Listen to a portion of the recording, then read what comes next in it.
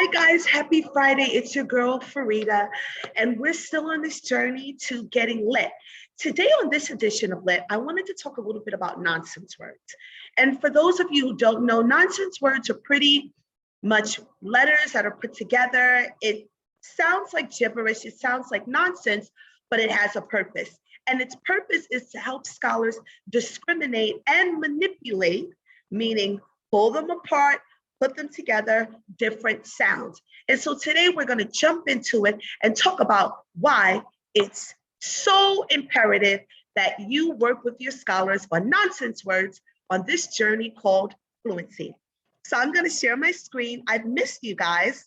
The start of the year has been exciting but crazy, obviously, because we know that so many scholars need support. And so we're here and we're doing it.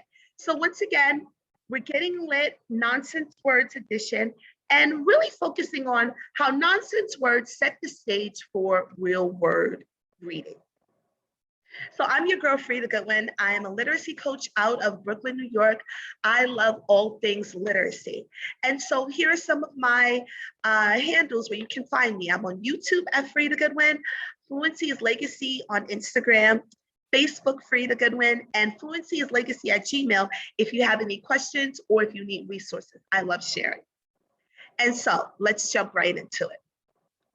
So pretty much, the common question that I get asked is, are nonsense words important? Should they be taught? Absolutely. I wholeheartedly believe that when you're teaching nonsense words, you're not confusing scholars because you are teaching them to focus on the sounds. I always say if a scholar can read a nonsense word, they can read any word, okay?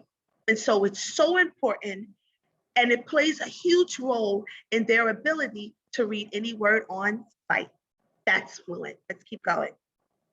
And so here's my tip of the day. If you tell a student that the word is not real and it won't make sense, it takes the guessing work out of trying to see how does this word fit in my verbal lexicon. You don't have to figure it out. All you have to do as the scholar is to focus on the sound.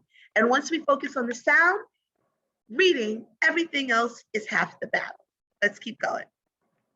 And so I always tell my scholars, when you can differentiate and manipulate, meaning take apart sounds, put them together, they are then able to read any word on sight, and you are on your way to becoming a fluent reader, because that's what it's all about. And so I want to share some, examples of nonsense words. So we read it, you use your sound power, and you ask, does it make sense? And it doesn't, but it makes sense to your ears. So I can read it two ways, and I'm going to turn this on so you can see.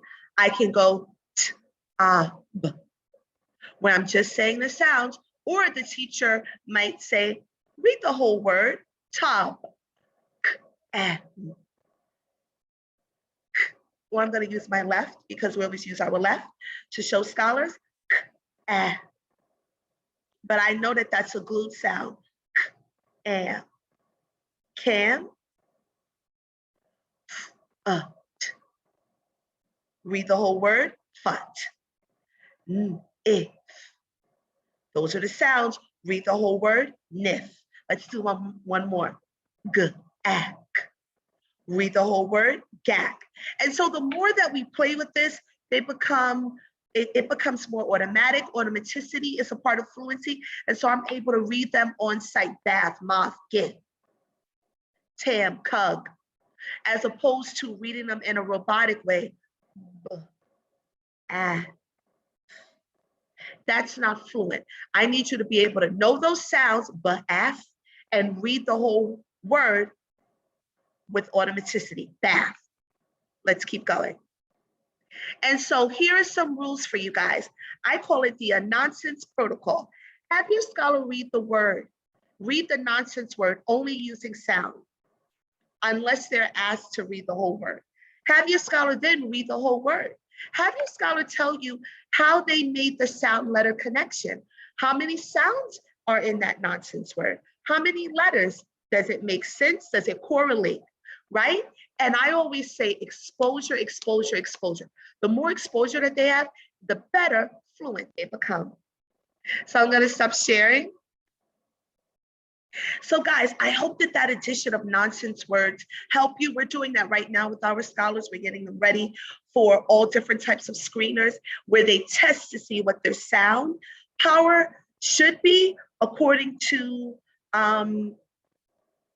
various assessments. And so this is why nonsense words and exposure to nonsense words is necessary, but more important, it's lit, fluent, of course. So I'll see you guys next time on the journey of fluency. Bye.